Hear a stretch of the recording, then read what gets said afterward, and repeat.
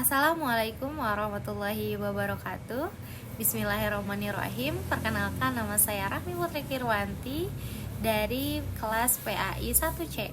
Sebelumnya, yang saya hormati Ibu Intan Nur Amalia SCMM selaku dosen pengampu mata kuliah English Grammar yang telah memberikan tugas berikut ini.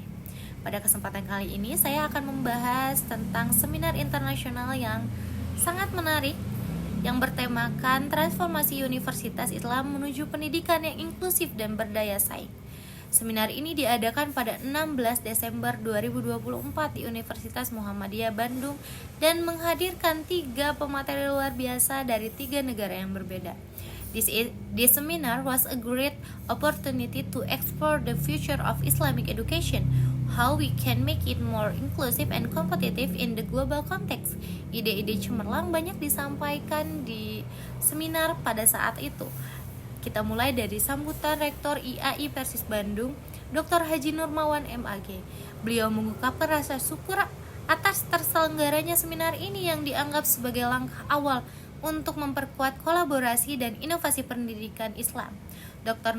Nurmawan emphasized the importance of a strong philosophical foundation in education. Menurut beliau, sistem pendidikan berbasis nilai religius adalah kunci untuk membangun bangsa.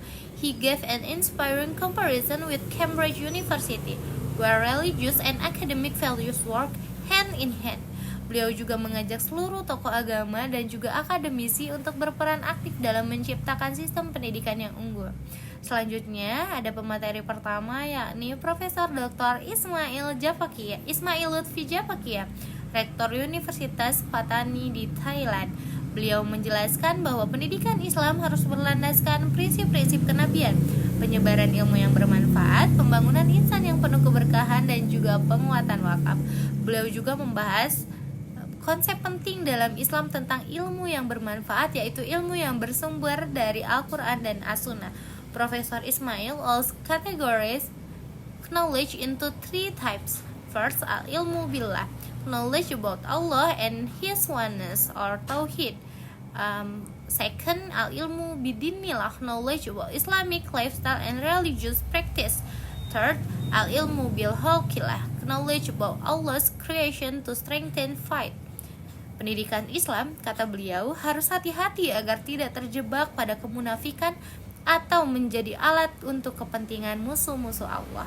Kemudian ada Profesor Dr. Muhammad Rusdan Jailani dari University Sains Islam Malaysia. Beliau menyoroti tantangan besar di era revolusi industri 4.0 ini.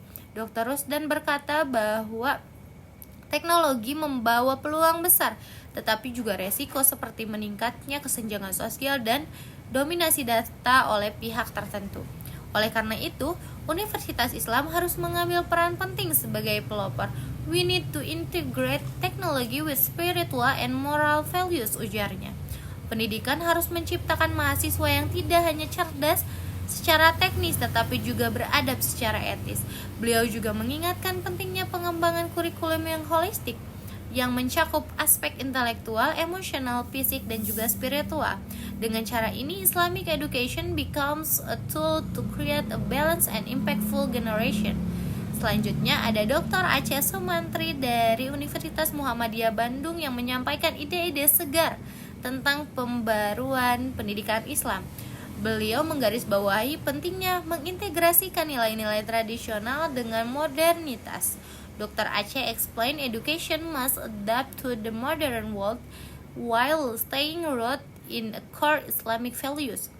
Ia menekankan pentingnya teknologi sebagai alat untuk mempersempit kesenjangan dalam pendidikan, terutama untuk kelompok minoritas dan juga perempuan. Selain itu, beliau juga menyoroti perlunya dialog antar agama yang dapat membangun harmoni dan juga kerjasama untuk kebaikan bersama. This is how Islamic education can remain inclusive and globally competitive. Last but not least, mari kita apresiasi sama-sama peran luar biasa moderator kita, Miss Nun Hadiati. She's guide the seminar with professionalism and clarity.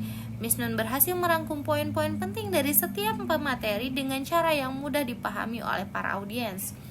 Beliau juga memimpin sesi tanya jawab dengan sangat baik, memberikan kesempatan kepada para peserta untuk bertanya dan memastikan setiap pertanyaan dijawab dengan jelas. Sebagai penutup, Miss Nun membacakan pantun yang penuh makna. This added a cultural touch to the event and left a positive impression on everyone. Sebagai kesimpulan, Seminar internasional ini tidak hanya menjadi ajang berbagi ilmu, tetapi juga sebagai momentum untuk merenungkan kembali arah pendidikan Islam di masa depan. So, what can we take away from all of this? Yang pertama, pendidikan Islam harus relevan dengan tantangan zaman tanpa kehilangan jati diri. Yang kedua, kolaborasi antara nilai tradisional dan modernitas adalah kunci untuk menciptakan sistem pendidikan yang inklusif dan juga kompetitif. Yang ketiga, teknologi bukanlah ancaman, melainkan peluang yang besar yang harus dimanfaatkan secara bijaksana. Akhirnya, seminar ini mengingatkan kita bahwa pendidikan Islam bukan hanya transfer tentang pengetahuan, tetapi juga pembentukan karakter, moralitas, dan juga spiritualitas yang kokoh. Together, we can reshape Islamic education to be a beacon of hope for the future. Sekian yang dapat saya sampaikan. Mohon maaf apabila ada kekurangan dan kesalahan dalam pengucapan. Wassalamualaikum warahmatullahi wabarakatuh.